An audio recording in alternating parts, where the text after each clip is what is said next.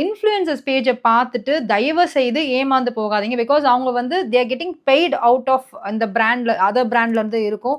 அவங்க சொல்றத தான் வந்து அவங்க சொல்லி ஆகணும். இந்த பிளிக்ஸோடைய ஷாம்பூ, கண்டிஷனர் அண்ட் சீரம் கொண்டு வரல. ஸோ அதுவுமே யூஸ் பண்ணியிருக்கேன். ஒரு மோர் தென் ஒரு 40 டேஸா நான் யூஸ் பண்ணியிருக்கேன். அண்ட் இது வாங்கும் பொழுது நான் வந்து ரிசல்ட் வந்து நான் யூஸ் பண்ணி பார்த்துட்டு என்னுடைய ஹானஸ்ட் ரிவ்யூ ஷேர் பண்றேன்னு சொல்லியிருந்தேன்ல. ஸோ நெறைய இன்ஃப்ளூயன்சர்ஸ் இத பத்தி போட்டிருந்தாங்க. நான் ரொம்ப நாளா வந்து ட்ரஸ்டபிளா நெனச்சு அவங்க பேஜ ஃபாலோ பண்ணி தான் நான் இத வாங்கினேன் ஆக்சுவலி. ஸோ என்னுடைய straightforward and then honest review வந்து அவங்க சொன்ன மாதிரி ஸ்மூத் ஃபினிஷோ, ஒரு கெராட்டின் எஃபர்ட்டோ, ஹேர வந்து ரிப்பேர் பண்ற எந்த ஒரு இதுவுமே நான் பார்க்கல. இன்ஃபாக்ட் என்னோட ஹேர வந்து ட்ரையாவும், ஃப்ரிஸியாவும் தான் ஆக்கியிருக்கு. ஸோ ஐ ஃபீல் இதுக்கு வந்து நான் 10 அவுட் ஆஃப் ஒரு 2 கூட நான் குடுப்பேனான்றது பெரிய டவுட் தான். ஓகே.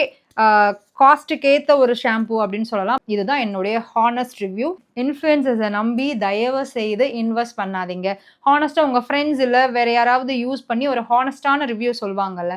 ஸோ அவங்க கிட்ட கேட்டுட்டு செக் பண்ணிட்டு வாங்கி யூஸ் பண்ணுங்க.